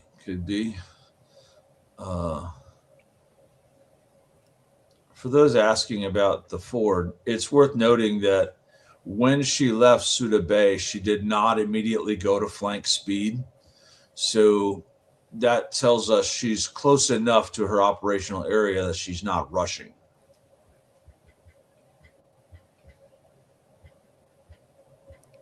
I just came across this, Joe. You might dig this. From Pete Hegseth, Department of War has officially put Scouting America on notice. It's time to get back to basics. So the DOD is leading the charge. You want to watch that? I haven't listened to it yet, so I don't know what he said. I mean, I don't know if I want to watch it. I don't understand what authority the Defense Department has over I think they're probably just calling them out because they're fucking woke as fuck. And I wouldn't, if I had a son, and I don't have a son, but if I did have a son, I would not allow him to. I'll tell you one thing you can do. To the original purpose of scouting, right? To Baden Powell and the original purpose of Boy Scout. That's exactly right. Which was to prepare men for military service. That was the whole fucking point of it. That was the whole point. there's one thing they could do, Joe, and it's not like, hey, they can come in and force you to do anything, but they could absolutely say, hey, we're no longer going to honor like you having an Eagle Scout means that you get a rank advancement. That's gone now. That's true. So it used to be if you had an Eagle Scout, it may still be this way, but if you had your Eagle Scout, then you basically got what, E3 for free? Yeah. And it makes sense because like an Eagle Scout brings a lot to the table, you know. Even today, like even with all the woke stuff. But the problem is if they've been programmed, you know, from childhood with this woke bullshit, you never know what kind of a Boy Scout troop you're going to get. You know, it may be as much of a detriment as anything else. I don't know. Let's give the first minute or so. It's a 6-minute video, so I don't want to watch the whole thing. But let's see what he has to say here. For more than a century, Boy Scouts of America prepared over 130 million American boys to make moral and ethical choices, not just during their formative years, but for a lifetime as they grew into men. The first few words of the Scout Oath exemplify this. Quote, "On my honor, I will do my best to do my duty to God and my country." The Boy Scouts are embedded in our communities. They're sponsored by community organizations, service clubs, and churches. Many Boy Scouts have gone on to senior leadership positions in their communities, in business, in our nation's military, and as elected representatives in local, state, and national office. 6 Boy Scouts have been elected President of the United States. 11 of the 12 men to walk on the moon, Boy Scouts. Boy Scout training focused on responsible citizenship, character and leadership development, patriotism, personal fitness, self-reliance, faith, and a wide range of outdoor skills. It was a great program, and this department had a close relationship with the Scouts almost since its inception, as many troops meet on military bases. After 2012, however, the Boy Scouts lost their way, and a once great organization became gravely wounded. Diversity, equity, and inclusion, DEI, crept in.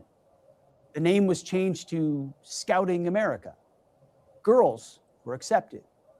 The focus on God as the ruler of the universe was watered down to include openness to humanism and earth-centered pagan religions. Scouting became an organization that no longer supported and celebrated boys. They even welcomed the destructive myth of gender fluidity and transgenderism to infiltrate their membership. Along the way, standards were lowered and merit destroyed in favor of an insidious, radical, woke ideology. I guess we're off the list now, Joe. Look. He's no Georgia Maloney. So I think it sounds like they are absolutely on the right path as far as holding the Boy Scouts to account. This is something that needs to be done for sure. Just Me Texas, that's Trail Life. And I also back Trail Life. So if you've got young boys looking to do actual Boy Scout things, Trail Life is the way to go. Check them out. Okay. I've never heard of Trail Life. There's both Trail Life and the Christian Service Brigade. Either one. But Trail Life is a bigger organization. So all right, guys, that's all I got. Anything else needs to be discussed or talked about? Or I see Earl Corgi saw a bald eagle in Florida. That's awesome. I saw a golden eagle yesterday on the side of the road, and I always like the golden eagle because, one, it's on the Marine Corps emblem, and 2, they're a larger bird. I think it would have been a better choice, but hey. It says here that the Afghan Taliban regime has raised a white flag at the Chaman post, signaling a request for peace. Well, just you can signal for it all you want. That doesn't mean you're going to get it. White flags also make really good target indicators. Just throwing that out there.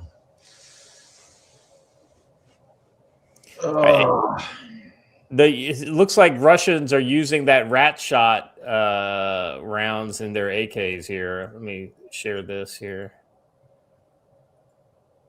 That's a good point. Their version of the Shahada is white already, so it might not be an actual surrender flag. All right. Amazing marksmanship by Russian fighters using new munition supplied by MOD that allows shotgun type spread to hit a target at speed. Effective counteractions against UAV troops. The troops of the center grouping are successfully countering UAVs deployed by Ukrainian formations in the special military operation zone. Yeah, like these rounds, along with volley fire or rapid fire, I think will be fairly effective as long as you can see the drone. That's the problem, right? I mean, is spotting the drone. I was reading about those the anti-drone rounds that they were showing off at that American military event recently, and it was they're tungsten. Like instead of being lead, they're tungsten little pellets that are in that rat shot round. I thought that was kind of interesting. The duck shot, then. Yeah, is that what is duck shot made of tungsten? I didn't know that. Why is duck shot made of tungsten or steel? Because they don't want to lead poisoning. You want to actually kill the bird, not let it die 5 years later. Makes sense. But yeah, tungsten's better because it's denser for armor penetration. I don't know how much armor is on any of these drones though. But all right, I gotta go. All right, guys. Well, thank you, Joe. Final words before you go? And Iran. I'd be careful if I was in Iran. Yeah. It's going to be an interesting weekend. A lot of things going on. Watch for more developments on Pakistan. Watch for developments on Iran. All right. Thank you, brother. Yep. We'll see you. Watcher, you got any thoughts for the weekend, going into the weekend? I don't know about thoughts going into the weekend other than stuff's going to blow up. But I have a question for the people in the chat. Because I'm going to be making these for you, and Scott, obviously you have input on this as well, but because I'm going to be making this for you, the first batch of them, do you guys have a preference on brass versus aluminum? What are we talking about? Challenge coins. Challenge coins. I'd say brass. I think brass too, but the aluminum looked really good. And then do you guys have an opinion on the edging? Because I found some that actually say all of made the stock America? that I'm looking. I like that one. Yeah, well, so all of the stock that I'm looking at is made in America, but that one actually says made in America. But there's only 100 of those currently available. Whereas all the other stocks I can get just about everything. Silver, good Lord, I can't even imagine what it would cost to make it out of silver right now. God. So it's about a one round, right? And so you're looking at almost $100 just for the raw material for the coin. I mean, we could do them if you guys want us to do them. I could absolutely do them, but it's going to be a lot. Do I expect to sell more than 100? During the last time we did patches, which, I mean, you're not looking at much more than a patch. We sold more than 300. So yeah, I think we probably would have more than 100. I think so. Here's the other cool thing about this, guys, because we're individually machining them, I can do numbering on them and we could put your name on them if you want us to do that. So yeah, it is almost 0% more effort to do that. Yeah, I mean, they'd be made on demand, so that's kind of cool. Yeah. Yeah, I think it'd be cool to limit a coin to 100, so you get a number on it. And I think it would be cool to do 100 of them in the Made in America brass that has that struck on the side, and then do more of them in just a generalized brass with just a knurling on the side. Does that sound good to everybody? I need to order blanks so I can start practicing. That's why I'm asking. Initials? So here's the deal, because it's CNC and because I'm doing teeny tiny engraving, it could be literally anything. If you guys wanted to send me a little drawing of a stegosaurus, I could do that. But more likely what it'd be is just your username in a standard font or your name in a standard font, whichever. What I want to know is, when are you going to start making your own AR-15 lower receivers? First of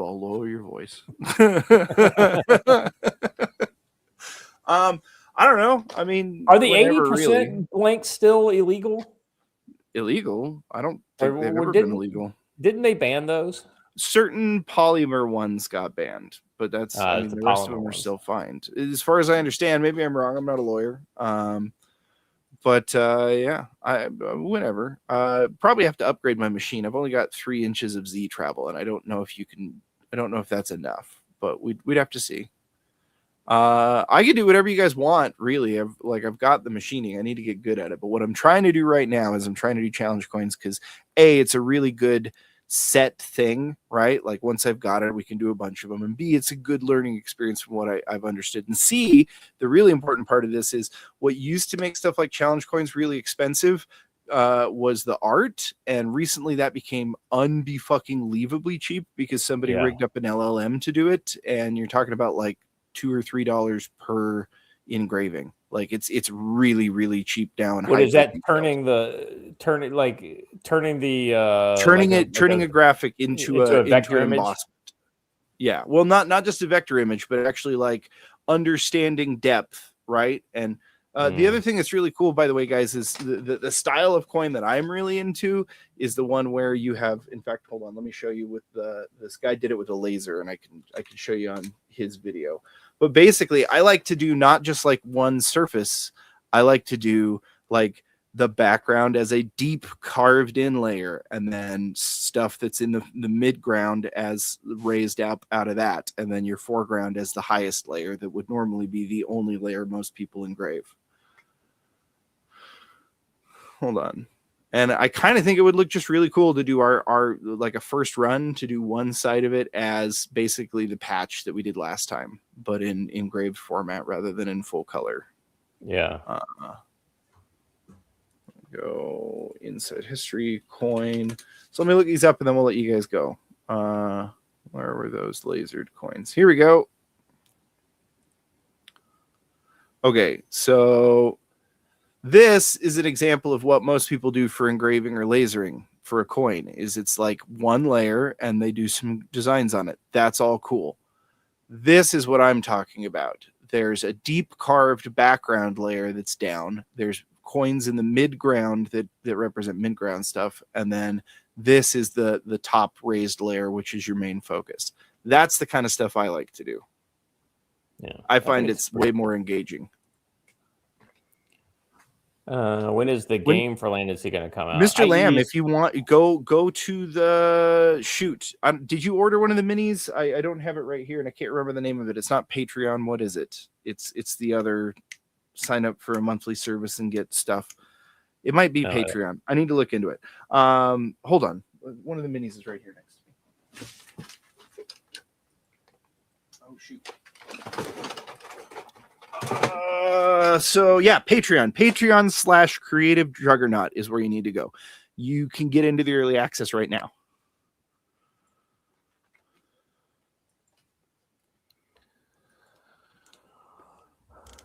Early access for the game. Yeah. Breaking. This is Laura Loomer, so take this for the grain of salt that it is. Iranian accounts aligned with the Islamic regime in Iran are now reporting in Farsi that Tucker Carlson is telling Iran that the United States is facing a severe shortage in some munitions. The account below belongs to the Iranian student news agency. How is Tucker Carlson not being held accountable for treason and clear FARA violations? Treason. Hold up here a second. Treason. First of all, Laura Loomer's been. I mean, I don't have to say Laura Loomer's crazy, but she's been fucking on one lately. She's. But I mean, she's no Candace Owens, but she's still she's the left size of the loony bin. Yeah. But listen, man, I'll tell you what, I don't like Tucker Carlson any more than anybody else does, but I'll tell you what, the fact of the matter is we are low on munitions. We've been screaming this ever since we decided to dump them on Ukraine. We are absolutely low on munitions and we don't have the capacity to renew them as quickly as we need to. However, most of what we need to do for Iran is like, we could hit them with dumb bombs. Like I'm not even making that up. Like legitimately, this is not a near peer threat that needs to be dealt with high class stuff. Not only that, but a lot of the lot of the TLAMs and stuff that we have are the older generation TLAMs, the ones that probably wouldn't do very good against modern anti-aircraft. And we're sort of phasing those out anyways. Like, there's a lot of this that's like, you're right. We don't have a lot of the stuff we would need to take on China, but we've got plenty of what we need to take on Iran. Yeah. I think we're good for Iran, but China would be the challenge.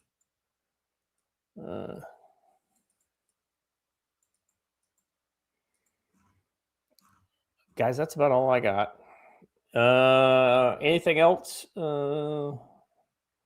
When are we looking at the final shippings, do you think, for the landing book? We should have been done yesterday, but I ended up having a situation here at the house that took up most of our time. So today, we're down to under 100, and we should be able to get, like, we ship at a rate of roughly 40 per hour.